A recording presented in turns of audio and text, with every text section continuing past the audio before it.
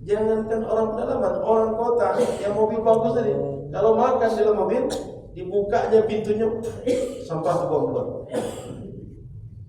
Ini orang kita kadang-kadang mobilnya tak sebagus akalnya. Jangan tahu gitu. Maka Bapak rahmatullah SWT, ini orang kampung, dia biasa kencing itu kalau nampak tanah, itu tanah itu biasa mereka kencing, karena tanah di kampung dia dikira sama dengan tanah di masjid Nabi. Sehingga sebagian riwayat ketika Nabi tanya, kamu kok kencing di situ? Nabi, saya kira di tempat ini sa'idun minas sa'idat. Ini macam tanah seperti tanah yang lain. Sehingga ketika saya terasa langsung kencing di sini. Maka Nabi jelaskan, ini bukan tempat kencing, bukan tempat buang kotoran. Ini tempat zikir, tempat baca Quran, tempat orang sholat. Tidak boleh ada kotoran, kata Nabi. Oh begitu Nabi. Jadi ini kejadiannya. Maka dia kencing, lalu sahabat biasa marah.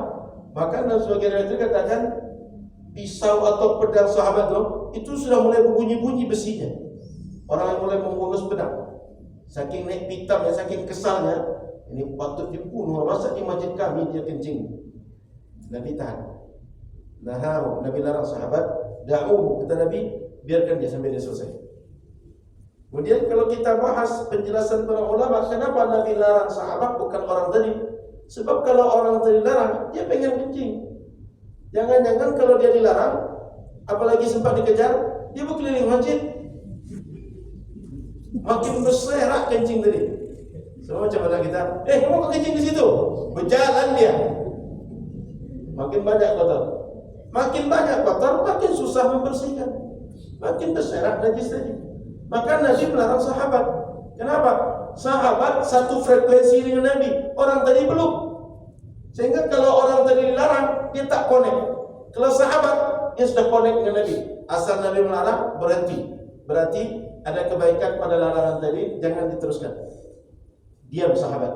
Kalau orang tadi dipaksakan berhenti, dilarang, jangan-jangan berkeliling masjidnya. Satu masjid itu kotor oleh kencing dia. Namanya orang lagi sasak kencing, orang kebelet. Apa yang dilakukan? Dia akan berusaha untuk keluarkan sebisa dia. Sakit perut ditahan. Maka satu sisi Nabi mengajari sahabat berfikir mana resiko yang kecil dibanding resiko besar. Kalau dia kencing satu titik, beres dengan sekejap, gampang. Tapi kalau dia berlari, banyak najis. Ini Nabi mengajarkan kepada sahabat.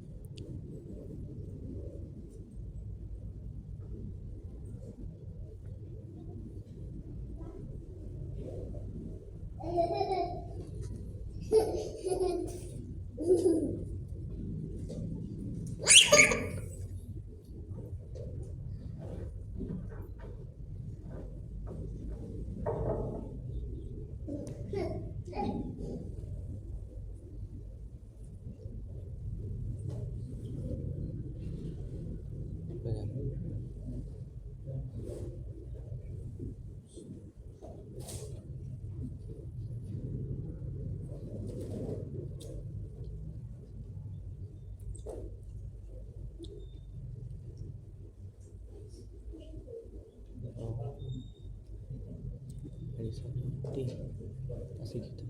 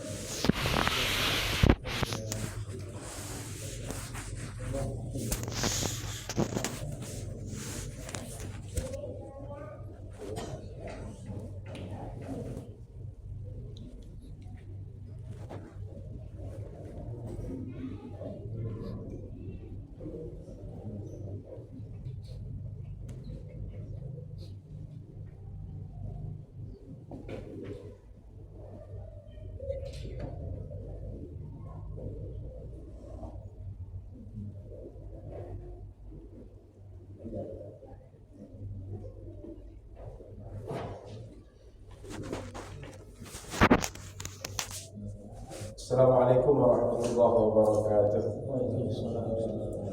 Bismillahirrahmanirrahim. Alhamdulillahil mun'im wassalatu wassalamu ala rasulil karim wa ala alihi wa ashabihi wa tabi'in. Asyhadu an la ilaha illallah wa asyhadu anna Muhammadan abduhu wa rasuluh sallallahu alaihi wasallam. Qala subhanaka la ilma lana illa ma 'allamtana innaka antal alimul hakim. قال رب اشرح لي صدري ويسر لي أمري واحلل عقدة من لساني يفقهوا قولي. Alhamdulillah, Bapak Ibu jamaah rahmat Allah Subhanahu wa taala. Malam ini kita lanjutkan membaca kitab Bulughul Maram. Insyaallah kita baca hadis yang ke-10. Betul ya? Hadis 10 insyaallah. Salawat dan salam kepada Rasulullah sallallahu alaihi wasallam. Semoga kita semua termasuk di antara umat Nabi Muhammad yang beruntung berkumpul dengan Nabi Muhammad di akhirat nanti insyaallah. Amin ya rabbal alamin. Saya tidak tahu apakah nomor hadis kita sama atau tidak. Hadisnya an Abi Qatadah radhiyallahu taala anhu anna Rasulullah sallallahu alaihi wasallam qala fil hirrati inna laysat bil jasad. Nomor 9. Hadis yang itu. Kita baca hadisnya. Wa bihi ilaihi qala wa an Abi Qatadah radhiyallahu ta'ala anhu anna Rasulullah sallallahu alaihi wasallam qala fil hirra innaha laysat binajas innama hiya minat tawafina alaikum awit tawafat akhrajahu Malik wal arba'ah wa sahahahu at-Tirmizi wa Ibnu Khuzaimah. Hadis ini berasal dari jalur riwayat sahabat Abu Qatadah, semoga Allah ridha beliau. Kata beliau, Rasulullah sallallahu alaihi wasallam bersabda terkait tentang kucing. Hirra, kucing. Innaha laysat binajas. Kata Nabi, kucing itu tidak najis. Kalau nempel bulunya itu tak najis. Innama hiya minat tawafina alaikum awit tawafat. Kucing itu termasuk di antara yang biasa berkeliling di sekitar kalian, atau hewan yang biasa mengelilingi kalian. Maknanya kucing itu hewan yang hidupnya sangat dekat, lekat dengan kalian, berada sekitar kalian. Dia masuk ke rumah kalian, dia kadang mungkin dekat dengan pakaian kalian, dekat dengan badan kalian. Dan dia kalau seandainya dekat dengan kalian lalu dianggap dekatnya itu bisa menyebabkan kalian najis, kalian akan sulit gara-gara itu. Kalian tak akan pernah lepas dari najis. Apalagi zaman orang sekarang, yang kucing itu sengaja dipelihara, diberi kandang, dibersihkan kotorannya, dimandikan. Kadang-kadang dibawa duduk bersama, main bersama. Maka Nabi SAW mengatakan bahwa kucing tidak termasuk di antara hewan yang menjadi najis kalau kita nempel dekat dengan dia. Di antara alasannya, hewan yang biasa mengelilingi kalian, dekat dengan kalian, biasa bercampur dengan kalian. Hadis ini diriwayatkan oleh Imam Malik, kemudian Imam At-Tirmizi, Imam Abu Dawud, Imam An-Nasai, dan Imam Ibnu Majah. Kemudian hadis ini dianggap sahih oleh Imam At-Tirmizi dan Imam Ibnu Khuzaimah. Seperti yang sering kita ulang, para ulama hadis bila menghukumi hadis itu sahih, menghukumi hadis itu hasan, dhaif dan sebagainya, mereka menyebutkan siapa yang menilainya sahih. Karena menghukumi hadis sahih atau tidak sahih ini ijtihad para ulama hadis. Kita sekarang ketika mengatakan sahih, siapa ulama yang berijtihad itu sahih. Sama dengan hukum pekerjaan yang biasa kita buat sehari-hari. Ini apakah mubah? Ini apakah haram? Ini apakah makruh? Apakah sunnah? Apakah wajib? Kalau mubah, mubah menurut siapa? Kalau haram, haram menurut siapa? Kalau dia makruh, makruh menurut siapa? Kalau dia sunnah, sunnah menurut siapa? Kalau wajib, wajib menurut siapa? Jelas kepada siapa ilmu itu dinisbahkan. Jelas kalau seandainya orang nanti mengejar lebih jauh, ini apakah hasil pencarian kamu atau kamu dapat dari guru kamu? Kalau guru kamu, siapa gurunya? Sehingga jelas ilmu itu nisbahnya kepada siapa orang yang berijtihad terhadap satu ilmu. Dan sampai nanti yang capek mencari ilmu, yang capek menggali hukum, yang dapat nama kita. Di antara sebab keberkahan ilmu itu kata para ulama, menisbahkan ilmu, mengembalikan objektif bahwa ilmu itu datang dari si fulan. Jadi menisbahkan kepada ahli. Jangan sampai kalau kata orang sekarang plagiator. Orang yang menulis, orang yang berkarya, orang yang melakukan penelitian, kita tinggal ciplak lalu mengatakan ini karya saya. Itu para ulama. Bapak Ibu yang dirahmati Allah Subhanahu wa taala. Hadis ini disebutkan dengan kalimat tawaf. Kata para ulama, di antara mana tawaf itu minad dawaran haula syai'. Dawaran itu dia biasa berkeliling mengelilingi satu objek.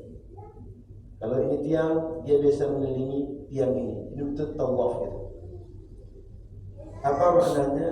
Bimakna al-mukhalatah, yang biasa bercampur dengan kita, berbaur dengan kita. Kemudian apa yang bisa kita ambil dari hadis ini? Poin pertama, dallal haditsu ala anna su'ral hirrah wa huwa baqiyatul ma' ba'da syubiha minhu tahirun mutahhir. Kalau ada kucing dia jilat air, mungkin di rumah kita, atau mungkin di ember, atau mungkin di bak mandi kita, atau mungkin tempat penampungan yang lain. Bila dia jilat, air bekas jilatan dia itu suci dan mensucikan, bisa kita pakai untuk berwudu. Kenapa? Karena kata Nabi, annaha laisat binajas, karena kucing tadi bekasnya tidak merupakan najis. Kita kan tak bisa mengawal kucing itu. Ini Pak, jangan dijilat airnya. Ini tempatnya jangan jilat airnya, tak bisa. Anak kita jepai jatuh, apalagi kucing itu. Jadi kucing ini karena dia kadang dia masuk kamar mandi kita, masuk ke dapur kita, masuk ke kamar kita, kalau dia masuk, tak bisa kita kendalikan. Kalaulah kucing itu bekasnya najis, jangan-jangan kita sangat susah dalam melakukan taharah di rumah kita.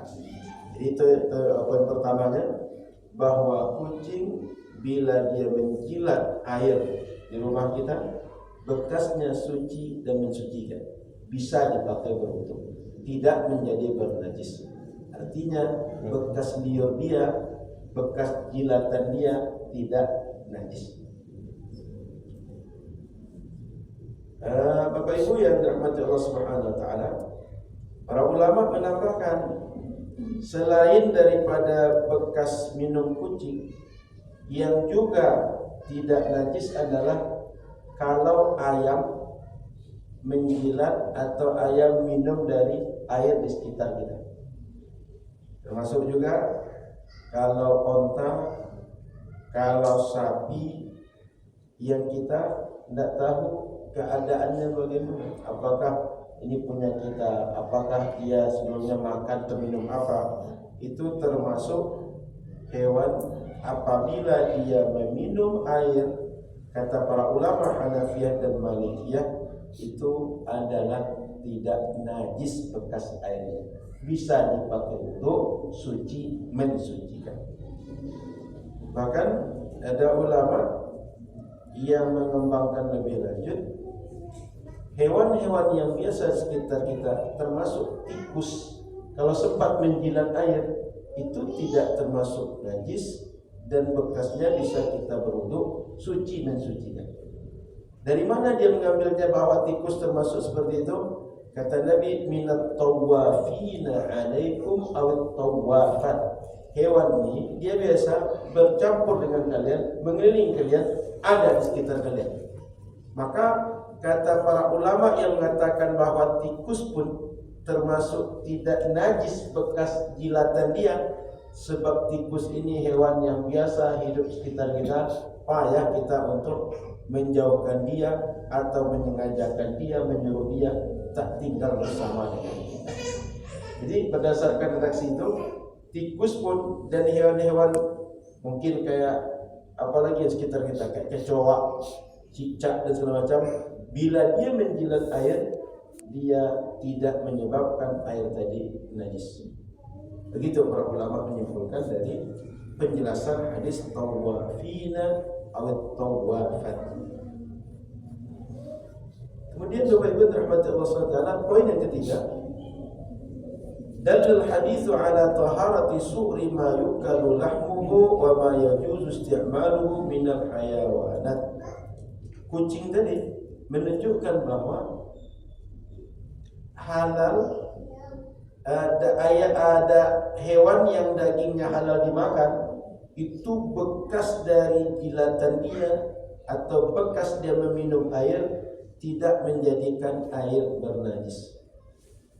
Jadi kalau ada hewan-hewan dagingnya halal untuk kita makan, kambing, sapi, kerbau, ya sejenisnya, bila dia menjilat air, maka air tidak menjadi najis. Apa dasar ulama? Li'anna al-hirrata yahrumu aklu lahmuha. Kucing itu haram makan dagingnya. Jika kucing yang haram saja, wa qad tahura sukruha. Jika yang haram saja bisa halal atau bisa suci, apalagi yang dagingnya halal, mimba bi aula. Jadi kucing tadi daging kita boleh makan. Bekas daripada ludahnya tak menjadikan bernajis. Jika yang haram saja tak menjadikan bernajis, yang halal lebih tak menjadikan bernajis. Begitu para ulama berfikir dalam membahas nas dari hadis Nabi Sallallahu Alaihi Wasallam. Paham namanya? Bahwa kucing kan tak boleh dimakan. Atau orang Melayu boleh makan kucing? Mana tadi malam sudah boleh makan kucing ya? Ini kucingnya Angora Ustaz. Ini kucing mahal Ustaz. Kalau kucing-kucing yang baru bisa makan Pak. Jadi kucing tak boleh dimakan dagingnya. Jika kucing yang tak boleh dimakan dagingnya, bekas liurnya itu tak menjadi najis, bisa suci mensucikan, maka yang halal dagingnya lebih bisa untuk suci mensucikan. Paham? Makan daging kucing. Maka Bapak Ibu rahmatullah SWT memahami hadis itu tak sekedar yang tersurat saja, haram, tapi punya nalar juga di. Sehingga nanti kalau Bapak Ibu belajar haram, ada nanti mafhum muwafaqah, ada mafhum mukhalafah, makan daging kecuali ada nanti nasib paham dengan mafhum atau dengan mantuk. makan daging Itu babi banyak pembahasan dari usul fikih. halal, babi haram. Baik Bapak Ibu yang dirahmati Allah Subhanahu wa taala, kita lanjut hadis yang berikutnya. Wa bihi ilayhi halal. وعن أنس بن مالك رضي الله تعالى عنه قال جاء أعرابي فبال في طائفة المسجد فزجره الناس فنهاهم النبي صلى الله عليه وسلم فلما قضى بوله أمر النبي صلى الله عليه وسلم بذنوب من ماء فأحرق عليه متفق عليه. Hadis kalau disebutkan muttafaqun alaihi berarti riwayat Bukhari dan Muslim. Sepakat Imam Bukhari dan Imam Muslim untuk meriwayatkan sebuah hadis.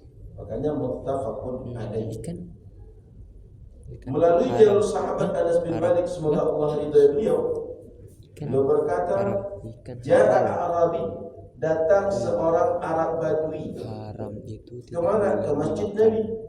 Lalu orang Arab Badui tadi setelah hajatnya selesai di masjid, dia kencing di satu sisi atau satu tempat di dalam masjid Nabi Sallallahu Alaihi Wasallam. Fazajarun nas, semua orang yang hadir di masjid itu marah, melarang. Jangan kencing situ. Oh, berhenti. Kira begitu. Ya maklum macam kita. Bayangkan di luar fajar kalau kencing di sudut-sudut.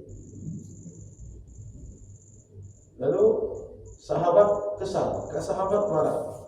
Tapi Nabi justru melarang sahabat jangan marahi dia. Bukan dia yang dimarahi Nabi yang kencing tadi, tapi sahabat, kata Nabi, biarkan. Jangan marahi dia. Jangan larang dia. Biar saja. Selesai dia kencing, Nabi minta kepada sahabat, tolong ambilkan air seember. Setelah ambilkan air seember, lalu tanah tadi tempat dia kencing dibalikkan, kemudian disiram dengan air, sehingga dianggap dengan air yang disiramkan tadi bersih bekas kencing orang Arab Badui tadi. Bapak Ibu yang dirahmati Allah Subhanahu wa taala, ada beberapa redaksi hadis yang perlu kita ketahui untuk memahami itu dengan baik. Dalam sebagian hadis dikatakan bahwa seperti dari Imam Muslim, qala Rasulullah sallallahu alaihi wasallam, la tuzrimuhu da'uhu. Jangan kalian tegur dia, jangan kalian larang dia ketika dia sedang kencing. biarkan saja sampai dia selesai kencingnya. Kemudian selesai dia kencing, fatarakuhu hatta bal, maka sahabat membiarkan sampai dia selesai kencing. Summa inna Rasulullah sallallahu alaihi wasallam da'ahu faqala lah. Selesai dia kencing, Rasul panggil dia. Panggil orang kencing tadi. Inna hadhihi al-masajida la tasluhu li syai'in min hadzal baul wal qadam. Masjid-masjid ni, pokok semua masjid kata Nabi, itu adalah tempat yang tidak boleh kencing di situ dan tak boleh ada kotoran di situ. Jangan buang kotoran masjid. Kenapa? Innama hiya li dzikrillahi azza wa jalla was salati wa qiraatil Qur'an. Karena masjid itu tempat untuk zikir kepada Allah, tempat untuk salat, tempat untuk baca Quran. Tempat ini mestinya semuanya bersih, mestinya semuanya suci. Kalau kencing itu najis, kotoran bisa najis, sehingga tak sesuai. Kalau tempat yang mestinya suci dibuang di situ najis, dibuang di situ kotoran, mestinya dijauhkan najis, dijauhkan kotoran. Itu kira-kira kata Nabi sallallahu alaihi wasallam. Kemudian wa akhrajal haditha an Abi Hurairah al-Bukhari wa Abu Dawud wa Ibnu Majah mutawwala wan Nasa'i mukhtasara wa fihi indahum. Jadi riwayat hadis ini Imam Bukhari punya riwayat yang lain. Imam Abu Dawud, Imam Ibnu Majah punya riwayat yang lebih panjang, dan Imam An-Nasai yang singkat. Di antara redaksi yang terdapat dari semua riwayat itu, fa inna ma bu'ithtum muyassarina wa lam tub'atsu mu'assirin. Kalian Muhammad dan umat Muhammad diutus Allah memudahkan umat dalam menjalankan agama, bukan untuk menyulitkan. Ini di antara riwayat hadis yang diceritakan tadi, berapa riwayat agar kita agak paham, nanti saya jelaskan. Kemudian wa fi ba'd riwayat annahu amara bi hufril ardi kama sanadkur. Sebagai riwayat Nabi suruh sahabat gali tanah di sekitar tempat kencing tadi, lalu balikkan tanah tadi ke tempat yang digali. Ya, kita tadi tak sebutkan Rasul suruh gali tanah. Rasul tak sebutkan memanggil orang tadi, lalu menjelaskan tempat ini tak boleh kencing di situ. Riwayat lain jelaskan seperti itu. Maka Bapak Ibu rahmati Allah Subhanahu wa taala, saya ulang bahwa hadis Nabi bila banyak riwayat itu tak usah diambil sebagian, buang sebagian. Kumpulkan semuanya, karena semua hadis tadi jika kita kumpulkan, masing-masing redaksi memberikan ilmu yang berbeda dengan yang lain. Kalau kita kumpulkan menjadi banyak informasi, makin komprehensif pemahaman kita terhadap teks. Kita ini bukan orang yang berjumpa dengan Nabi, bukan orang yang hadir di waktu kejadian, sehingga tak bisa melihat kejadian dengan perspektif orang yang ada di tempat kejadian. Kita cuma melihat teks orang sekarang. Kalau menilai teks, maka semakin banyak informasi, makin membuat kita seakan mengalami kejadian langsung di depan mata kita.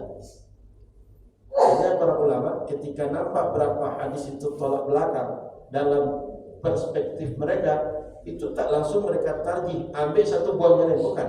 Mereka upayakan al-jam'u, dikumpulkan semua hadis. Setelah dikumpulkan, baru diteliti satu persatu, kira-kira apa yang bisa diambil dalam setiap hadis dan apa kesimpulan yang sejalan, yang sinkron dengan semua hadis. Itu para ulama nalarnya berfikir. Baik, kita balik pada hadis tadi. Jadi ceritanya ada orang Arab Badui datang ke masjid Nabi dulu. Yang namanya orang Arab Badui, dia biasa di kampung, Pak. Orang di kampung, mohon maaf, kencing belakang rumah itu biasa. Apalagi orang dulu rumahnya tanah, lantai tanah, dinding tanah. Jadi kencing belakang rumah, kencing di pinggir jalan, kencing di ladang itu biasa. Yang namanya orang kampung, orang primitif. Bapak-bapak nanti kalau pergi ke pedalaman itu akan jumpa orang-orang yang dia tak mesti kencing itu di dalam sungai, tak mesti dalam tandas. Dia akan kencing di mana dia terasa. Jangan orang pedalaman. Orang kota yang mobil bagusnya banyak, kalau terasa kencing tengah jalan, berhenti dan bukanya pintunya, kencing di situ. Atau berhenti dia samping mobil, kencing dia. Itu orang kaya, mobil bagus, orang kota. Jangan dokter orang.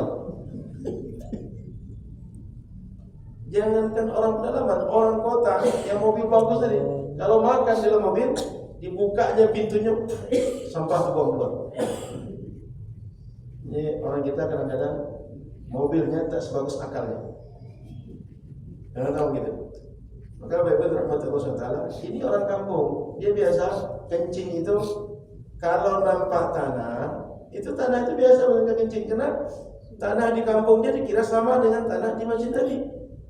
Sehingga sebagian riwayat ketika Nabi tanya, kamu kok kencing di situ? Nabi, saya kira di tempat ini sa'idun minas sa'idat. Ini macam tanah seperti tanah yang lain. Sehingga ketika saya terasa langsung kencing di sini. Maka Nabi jelaskan, ini bukan tempat kencing, bukan tempat buang kotoran. Ini tempat zikir, tempat baca Quran, tempat orang sholat. Tidak boleh ada kotoran itu kata Nabi. Oh begitu Nabi. Jadi ini kejadiannya. Maka dia kencing, lalu sahabat biasa marah. Bahkan dalam sebagian riwayat katakan pisau atau pedang sahabat itu sudah mulai berbunyi-bunyi besinya. Orang yang mulai membungkus pedang. Saking naik pitam ya, saking kesalnya, ini patut dibunuh. Masa di masjid kami dia kencing? Nabi tahan. Nah, Nabi larang sahabat, da'uhu, kata Nabi, biarkan dia sampai dia selesai. Kemudian kalau kita bahas penjelasan para ulama, kenapa Nabi larang sahabat bukan orang tadi? Sebab kalau orang tadi larang, dia pengen kencing. Jangan-jangan kalau dia dilarang, apalagi sempat dikejar, dia berkeliling masjid, makin berserak kencing tadi.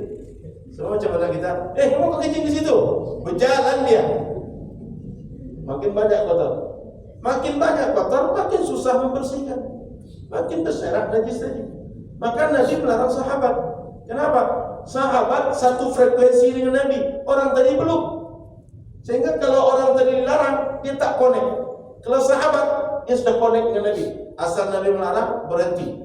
Berarti ada kebaikan pada larangan tadi, jangan diteruskan. Diam sahabat. Kalau orang tadi dipaksakan berhenti, dilarang, jangan-jangan berkeliling masjidnya. Satu masjid itu kotor oleh kencing dia. Namanya orang lagi sasak kencing, orang kebelet. Apa yang dilakukan? Dia akan berusaha untuk keluarkan sebisa dia. Sakit perut ditahan. Maka satu sisi Nabi mengajari sahabat berfikir mana resiko yang kecil dibanding resiko besar.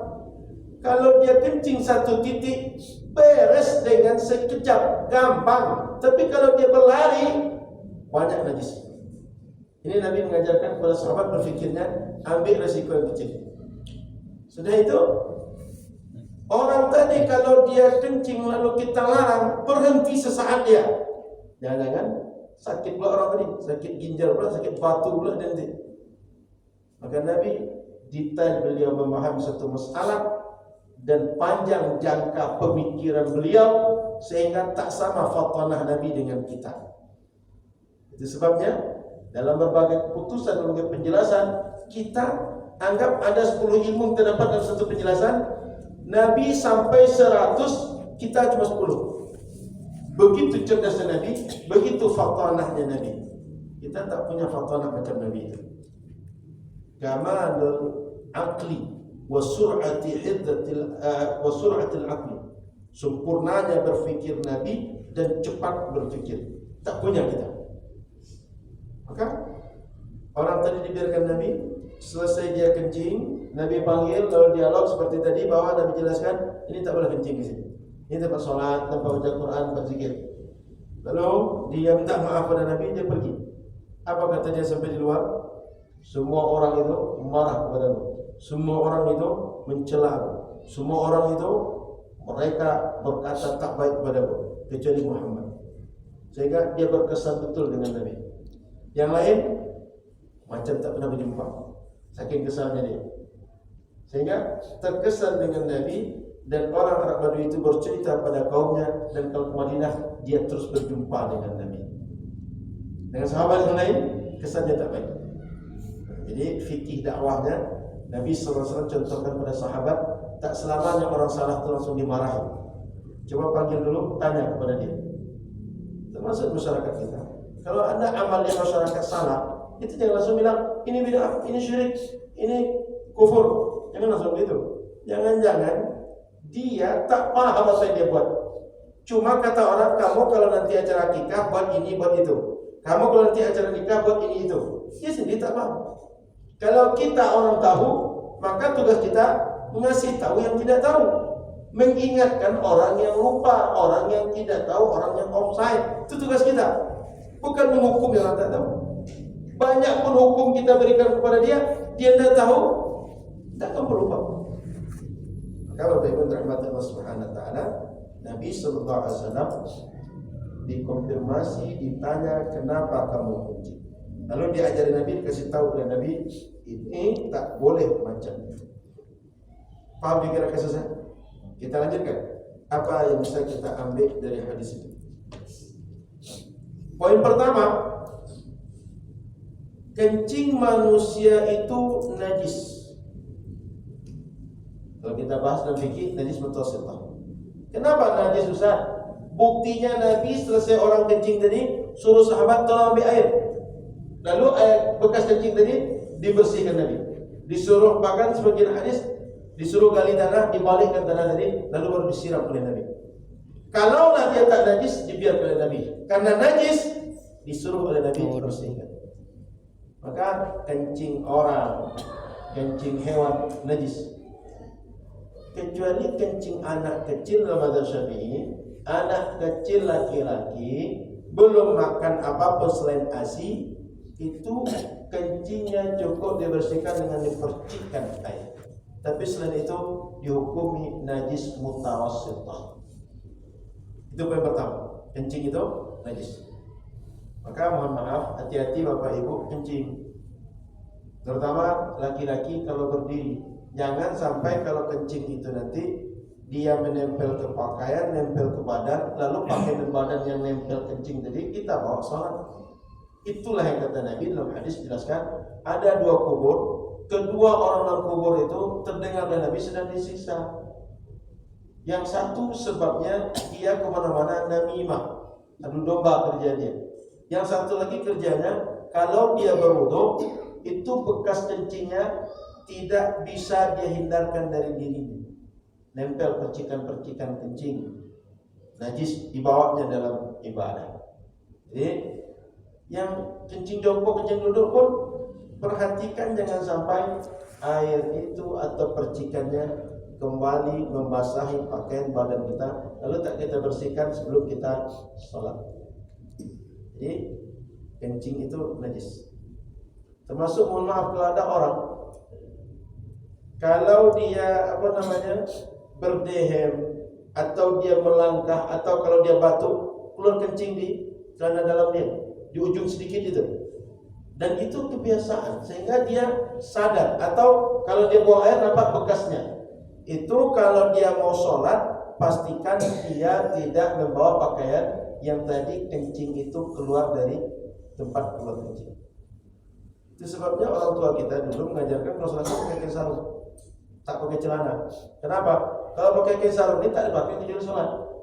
Tapi yang lain sholat dan luar sholat dipakai, sehingga kita tak bisa memastikan ini bernajis atau tidak. Tapi orang dulu bajunya teluk belanga, bawahnya pakai sarung, dan itu khusus dipakai untuk sholat, sehingga pasti bagi mereka, yakin mereka sholatnya bersih dari najis. Kita kalaupun tak mengikuti budaya itu, pastikan pakaian kita bersih dari najis. Termasuk Bapak Ibu, kalau Bapak Ibu membawa barang apa saja di badan lalu dibawa ketika sholat, anggap bawa HP, bawa mainan kunci, bawa uang, bawa dompet, bawa jam di tangan, bawa kacamata, bawa kalung, bawa anting, pastikan semua nempel di badan bersih dari najis, baru bawa sholat. Kalau tidak, tanggalkan. Kalau tidak, jangan dibawa ketika sholat. Kenapa? Sholat kita membawa najis, tak sah sholat orang yang bernajis. Syarat sah sholat itu bersih dari najis, bersih dari hadas. Poin kedua, annal arda tadhuru minan najasa al-ma'i'ah bisubbil ma' 'alaiha hatta tukatharu bihi wa yadhhabu lawnun najasa wa rihaha wa la yushtaratu hafruha. Nabi SAW lam ya'mur illa bisubbil ma', wa hadha madhabul jumhur. Jadi tanah kalau sempat bernajis, begitu kita sirami dengan air, itu sudah menjadi suci dengan disirami air.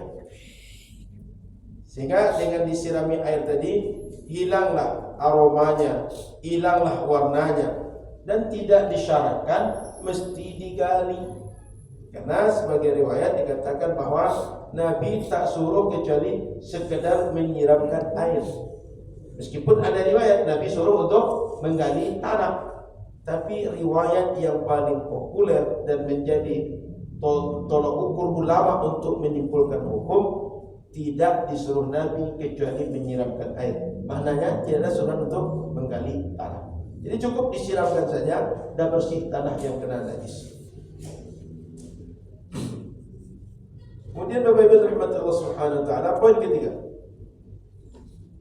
Istadalla bil hadis fil fathi ala ta'yin al ma' li izalati najasah. Imam Ibnu Hajar dalam kitab Fathul Bari menjelaskan bahwa berdasarkan hadis, alat untuk membersihkan najis itu khusus air saja. Yang lain tak bisa. Jadi yang khusus bisa membersihkan najis air saja. Artinya airnya Allah ciptakan memang fungsinya untuk membersihkan, baik membersihkan kotoran biasa atau membersihkan najis. Selain air tak bisa membersihkan najis. Itu poinnya.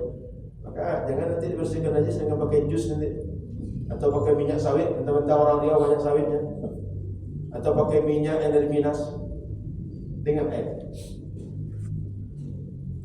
لأن الجفاف بالريح أو الشمس لو كان يكفي لما حصل التكليف بطلب الدم. Kata Ibnu Hajar, andaikan najis itu dengan kering karena air, karena angin, atau karena faktor cuaca, atau karena faktor matahari, itu Nabi tidak akan suruh sahabat ambil air lalu siram. Tapi Nabi suruh ambil air, siram. Artinya najis kalau dia nempel satu tempat, tak cukup dia menjadi suci dengan kering karena sebab cuaca, karena sebab angin, karena sebab cahaya matahari, tapi mesti dibersihkan dengan air. Kita tak tertangkap kita. Kenapa ulama sampai ke situ berpikir? Tapi ulama ketika mengkaji satu masalah, dia berpikir sangat mendalam, lalu punya kesimpulan hukum. Poin yang keempat. Istadalla bil hadis ala anna ghusalat an-najasa al-waqi'a 'ala al-ardi tahira wa yaltahiqu biha ghairu al-waqi'a wa minha al-billah al-baqi'a 'ala mawdi' an-najasah ba'da tathhiriha li'anna al-billah al-baqi'a 'ala al-ardi ghusalatu najasah wa qad tahurat al-ardu wa hiya mubtallah biha fakadzalika tadkhulu al-ghasala al-munfasilah. Jadi berdasarkan hadis tadi, bekas cucian najis yang ada di tanah, kan tadi air, kemudian disiramkan ke tanah. Bekas cuciannya tadi kan nempel ke tanah tuh, sebab kan mengendap ke bawah. Bekas cucian tadi itu, kata para ulama, itu adalah juga suci. Kan bayang tadi, tanah disiram air, otomatis air mengendap ke bawah. Maka bekas najis tadi nempel ke bawah, mengendap ke bawah. Yang mengendap ke bawah tadi dihukumi dia adalah sudah suci. Karena kalau tak suci, takkan dipakai sholat di situ. Paham maksudnya? Lanjutkan. Poin yang keempat. Poin yang kelima nih.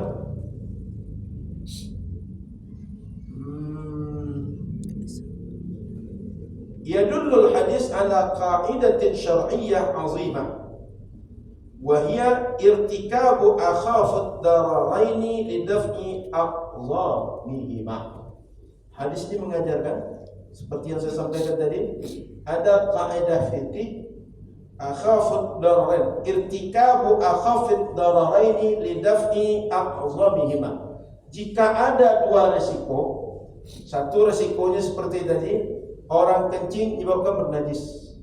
Kalau dilarang menyebabkan kencing bersebar luas, kan ada dua risiko tuh. Orang kencing saja risikonya wajib bernajis. Dilarang orang sedang kencing tadi najis berserak, ada dua risiko.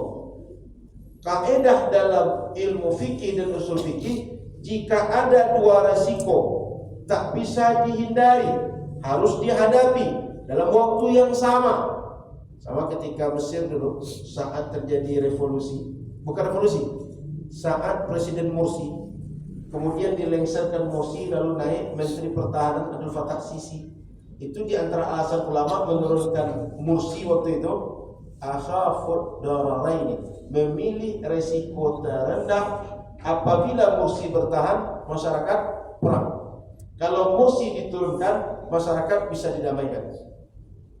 Ngerti? Itu kejadian politik. Nah, dalam kejadian tadi antara orang menyebabkan masjid bernajis dengan masjid menjadi berserak najis, ini dua resiko. Dalam satu waktu tak bisa dipilih, tak bisa kita menghindar. Ada opsi yang lain, satu di antara dua saja. Kalau masih ada opsi lain yang tak berisiko, ambil tak berisiko. Sekarang di hadapan kita hanya ada dua pilihan. Pilihan itu mesti dilakukan di waktu yang sama, tak ada solusi yang lain. Ya sama lah macam pemilu sekarang. Anggap pilih nomor satu, anggap dia dekat dengan Amerika. Pilih nomor dua, dekat dengan Belanda. Pilih nomor tiga, dekat dengan Cina. Anggap begitu. Kemana-mana ketiganya ini dekat, berisiko untuk negara kita. Apa yang dilakukan oleh pemilih? Dia tengok di antara tiga rekanan calon ini, mana yang paling ringan resikonya bagi negara, dia yang dipilih. Kan anggap tiga paslon ini, kalau masing-masing orang mengungkapkan aibnya, itu katakan nomor satu itu begini, nomor dua begini, nomor tiga begini, semuanya akan mengumbar aib. Kira-kira dari tiga tadi itu, kita selaku orang yang waras, ini kan orang waras semua kan, orang berakal semua kan, masih berpikir normal semua kan. Orang yang waras apa yang dilakukan? Dia timbang. Kalau saya pilih nomor satu, ini risiko bagi negara. Saya pilih nomor dua, ini risiko bagi negara. Yang nomor tiga, ini risiko. Dari antara tiga ini paling ringan risiko nomor satu. Saya pilih nomor satu. Itu contoh. Maka akhafud dararain itu irtikabu akhafud dararain lidaf'i aqdhamihima. Jika ada dua resiko harus dihadapi satu waktu, tak ada pilihan yang lain. Kaidah agama mengajarkan ambil resiko yang kecil untuk menghindari resiko yang paling besar. Gitu Pak. Jadi itu kaidah. Kemudian poin yang ke-6, yadullul hadis ala qa'idatin syar'iyyatin 'azimatin fi tabi'atid din ya annahu mabniyyun 'ala al-yusr liqaulihi bu'ithtum muyassirin.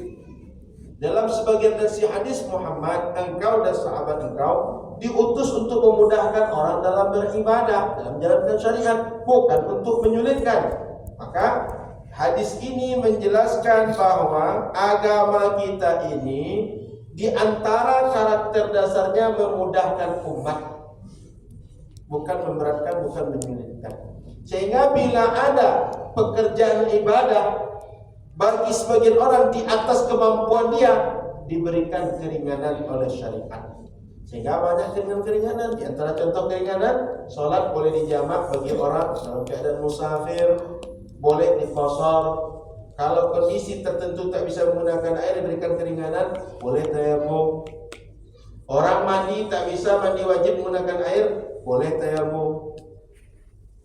Orang kalau ketika sholat tak mampu berdiri lama-lama, saatnya tak mampu, dia duduk, diberikan keringanan. Maka Bapak Ibu dirahmati Allah Subhanahu wa taala, di dalam menjalankan syariat, bila kita berjumpa dengan umat yang perlu berbagai keringanan, berbagai solusi, berikanlah keringanan-keringanan dalam menjalankan syariat kepada orang lain. Tapi bila untuk diri kita, jangan cari yang ringan-ringan, cari yang ketat. Kalau untuk orang, apalagi orang baru mu'allaf, orang baru mau masjid, orang baru mau sholat, asal mau sholat dia kasih dia ruang untuk sholat. Jangan langsung kau tak sholat, dah mandi wajib tu belum? Tahu mandi wajib? Ini orang baru ke masjid, baru mau dia berwudu, baru mau dia sholat. Jangan langsung ditanya, dah mandi wajib tu belum? Tak sah sholat kau. Tak sah sholat ni. Jangan macam itu. Mau sholat, sholat. Sambil saya sholat. Pandai baca sholat.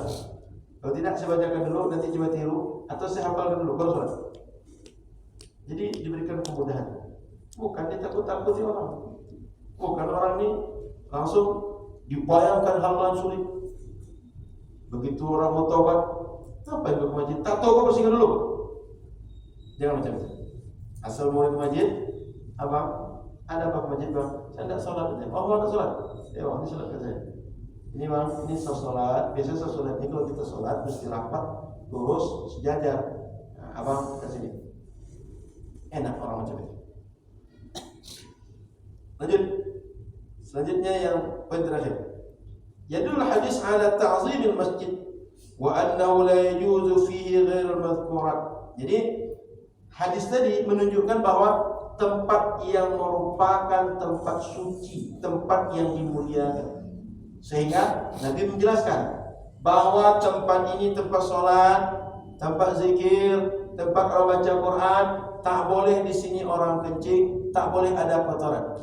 Menunjukkan masjid ini tempat yang dimuliakan, tempat yang disucikan, tempat yang diagungkan, sehingga fungsinya sekedar untuk fungsi yang dibolehkan bagi masjid saja.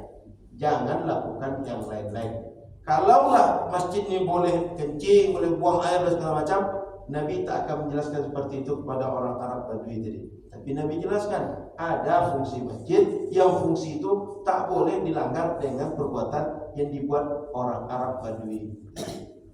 Jadi Bapak Ibu yang dirahmati Allah Subhanahu wa taala, Nabi ketika bercakap dengan orang tadi menggunakan bahasa yang pantas, bahasa yang lembut, bahasa yang sesuai dengan tabiat orang tadi.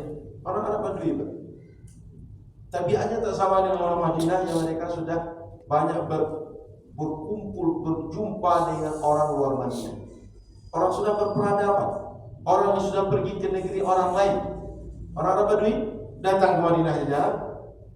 Artinya orang kampung datang ke kotanya jarang, apalagi ke luar negeri atau berjumpa orang luar negeri atau dia akses internet sehingga mengerti dia bagaimana pola kehidupan yang sedang berkembang. Dia tak tahu macam itu.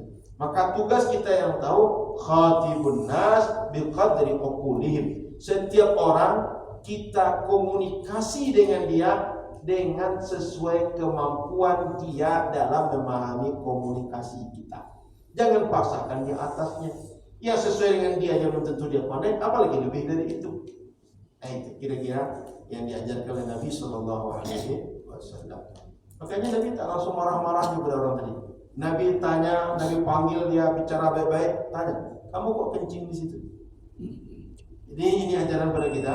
Kalau ada orang salah, kalau ada orang keliru, coba konfirmasi dulu. Kamu kok begini, kamu kok begitu? Apa sebabnya? Kenapa begitu? Ini tempatnya begini, jelaskan. Sehingga orang yang keliru paham keliruan dia dan dia taubat atau tak mengulangi dari kekeliruan dia. Ini yang diajarkan Nabi Sallallahu Alaihi Wasallam. Baik, kita azan dulu. Setelah azan bisa kita lanjutkan baca hadis atau kita lanjut dengan diskusi. Silakan muazin azan dulu.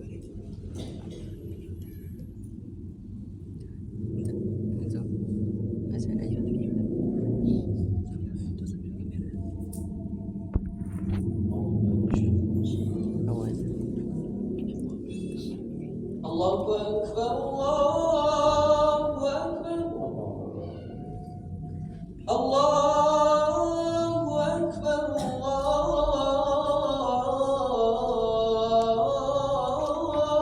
Akbar. Tujuannya setahu saya sekedar dikuburkan. Artinya kalau ada hewan tertabrak oleh kita atau ada hewan mati, sebaiknya kalau kita tidak bisa manfaatkan untuk makan, kita kuburkan supaya dia kembali ke tanah, tak menimbulkan banyak masalah setelah itu. Di antaranya najis berserakan, itu di antaranya. Kemudian nanti timbul penyakit karena dari bangkai-bangkai seperti itu akan timbul bakteri dan berbagai hal yang merusak tatanan kehidupan lingkungan kita. Jadi secara syariat kalau ada hewan-hewan yang mati seperti itu, dianjurkan pada kita untuk menguburkan. Kalau seandainya tak kita kuburkan, apakah kita berdosa? Tak berdosa sebenarnya. Karena memang apalagi kita menyengaja. Ya maklum kalau kucing kan lewat itu, kita sedang kencang, tak bisa ngerem. Dia pun lari. Dia tak memikirkan kita ini karena berada di tidak. Jelas lari saja. Tetap berada kita. Setelah hukum syariat, kita tak berdosa dengan kucing itu Dan kucing kan bukan makhluk yang juga akan punya dosa dan pahala. Cuma kalau punya orang, kita cuma terkait dengan kewajiban kepada orang. Karena hewannya mati oleh kita, apakah kita ganti rugi atau tidak? Tapi terkait dengan kucingnya, tidak menjadi berdosa kita gara-gara itu. Kecuali kalau kita sengaja mengazab dia, mengazabnya karena tidak menyayangi makhluk Allah. Tapi kalau tak sengaja tadi, tak berdosa gara-gara itu. Jadi sepanjang yang saya tahu, Pak Mun, orang biasanya mengambil kucing itu dibungkusnya supaya untuk ditanam dia, dikubur dia. Begitu Pak. Allah. Sama macam kalau kita anak kita lahiran, istri kita lahiran, lalu kakaknya itu bahasa kita, hari-hari itu dibawa pulang, dikuburkan. Atau kalau kita bekam, kalau kita fasdu, darah itu sebaiknya dikuburkan, jangan dibuang sembarangan. Termasuk kalau kita gunting kuku, kita gunting rambut, itu sebaiknya bekas-bekas di badan kita, kalau kita buang sebaiknya itu ditanam.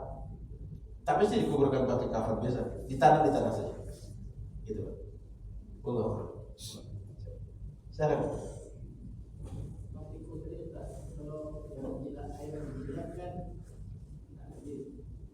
Dia masuk ember besar.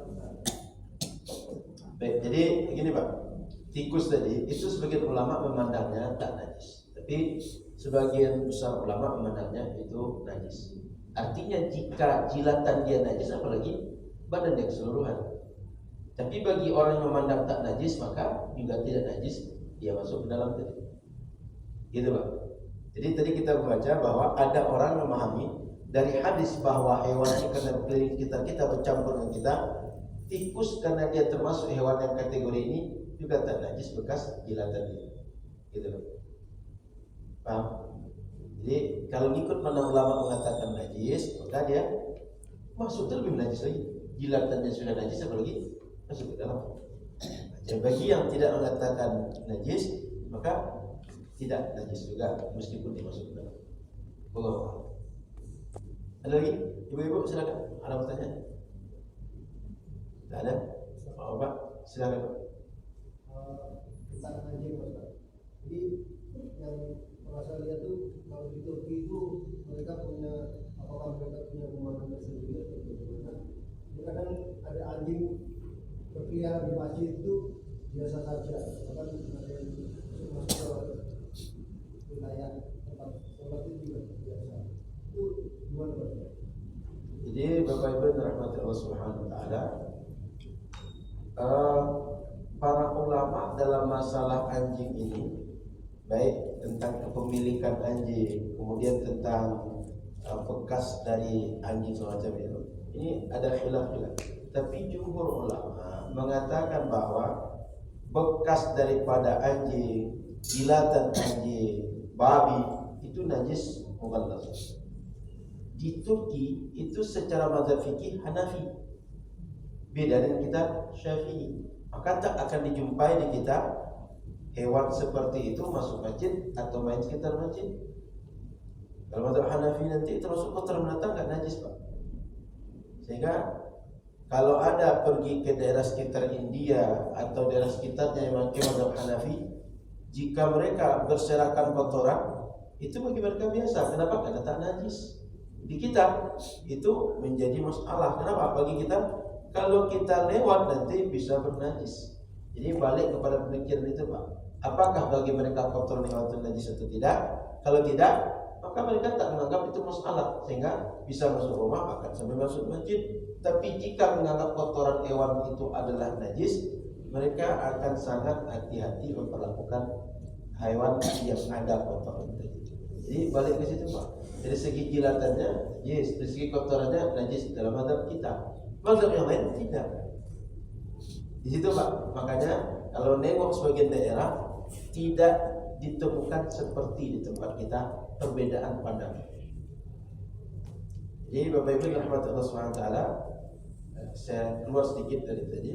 Kita karena umat Nabi Muhammad ini tak semuanya berjumpa dengan Nabi dan tak semuanya paham Quran, maka tugas umat ini adalah mengikut ulama. Ketika kita ikut ulama, kita ikut siapa saja ulama yang memang punya kapasitas memahami, menyimpulkan Al-Quran dan Sunnah. Jika kita ini semua mengikut, ada berapa ulama yang bisa dipilih, setiap orang silakan ikut, silakan pilih. Tetapi mesti diyakini para ulama yang kita ikut, dia tidak pasti benar setiap apa yang dia simpulkan. Karena tidak ada yang maksum cuma Nabi. Yang pasti selamanya benar pasti cuma Nabi. Selain Nabi tidak. Oleh karena itu, setiap kita silakan ikut ulama yang kita ikut, yang lain ikut ulama yang dia ikut. Lalu Ustaz, kalau seandainya kita ikut ulama, katakan dalam bahasa fikih itu taklid kita pada ulama, apakah boleh atau tidak? Boleh, justru begitu yang semestinya. Jangan sampai nanti tak boleh taklid. Pertanyaannya, jika orang tak pandai menyimpulkan langsung Quran dan Sunnah, dari mana dia akan menyimpulkan agama? Bagaimana dia akan menjalankan agama? Ada depan dia Quran, ada depan dia hadis, tapi dia tak pandai, tak punya ilmunya menyimpulkan Quran dan hadis. Bagaimana dia mengamalkan Quran dan hadis? Sehingga mengamalkan Quran dan hadis satu di antara dua saja. Punya ilmunya, amalkan langsung. Tak punya ilmunya, ikut ulama yang mengerti. Sehingga kalau kita tengok kata para ulama dan kitab-kitab usul fikih, fatwa al-mujtahidin bin nisbah ila al-awam kal adillah syar'iyyah bin nisbah ila al-mujtahidin. Fatwa seorang mujtahid, penjelasan ulama yang mengerti Quran dan Sunnah bagi orang awam itu sama Al-Quran dan hadis bagi seorang mujtahid. Saya buat gambaran dulu. Dulu.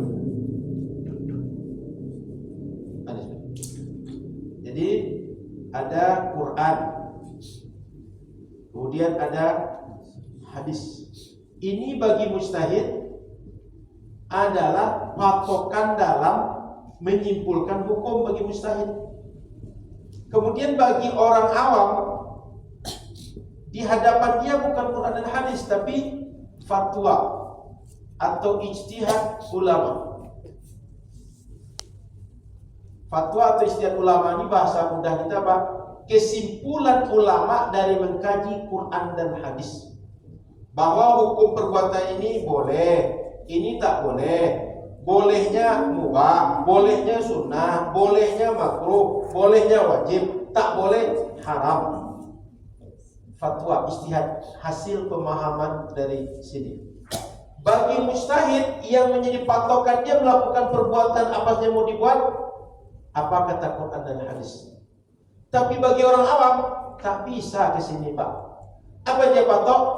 Fatwa, ijtihad atau kesimpulan ulama dari Quran dan hadis untuk berbuat. Saya pagi ini mengaji. Kenapa mengaji? Kata ulama wajib saya mengaji, boleh saya mengaji, maka mengaji saya. Saya pagi ini makan minum jus A B C D. Kenapa minum jus itu? Kata ulama boleh. Kalau diberikan Quran dan Sunnah tak bisa orang ini. Sehingga kalau mujtahid patokannya Quran dan hadis karena ilmunya ada. Kalau orang awam patokannya ijtihad atau fatwa, kesimpulan hukum yang dikaji oleh ulama dari Quran dan hadis. Begitu Pak. Karena kalau dipaksakan ini ke sini tak bisa dia Pak. Gimana orang tak ada ilmunya dipaksakan memahami apa yang dia tak tahu? Sama macam kita. Kita ini anggap tak dokter semua. Dipaksakan menyimpulkan cara untuk mendiagnosa dan memberi obat terhadap suatu penyakit. Bisa kita? Tak bisa, karena bukan bidang kita. Karena tak ada ilmunya. Maka Bapak Ibu dirahmati Allah, orang awam tugasnya apa? Ikut penjelasan fatwa, ijtihad ulama. Orang mujtahid tugasnya apa? Gali hukum dari Quran dan hadis. Jangan terbalik. Kalau orang awam ke sini, alamat agamanya akan kacau balau, agamanya akan banyak nanti rusak. Kenapa? Orang yang mengkaji ini tak punya kapasitas, tak ada ilmu. Maka yang akan terjadi, orang ini beramal katanya berdasarkan Quran dan hadis, padahal bukan Quran dan hadis tapi nafsu dia. Itu Pak, nafsu dia. Sehingga apa yang dia buat, pokoknya begini. Padahal tak jelas dari mana sumbernya. Maka seperti tadi Pak, apabila para ulama punya pandangan-pandangan, kita ngikut ulama yang kita husnuzan dengannya, yang lain ikut ulama yang mereka husnuzan dengan ulama itu. Dan tak usah diadu. Oh, kami pasti benar, kalian pasti salah. Kami sesunnah, kalian tidak sesunnah. Pertanyaannya, jika kalian pasti sesunnah, kenapa kami tak bisa mengklaim itu juga?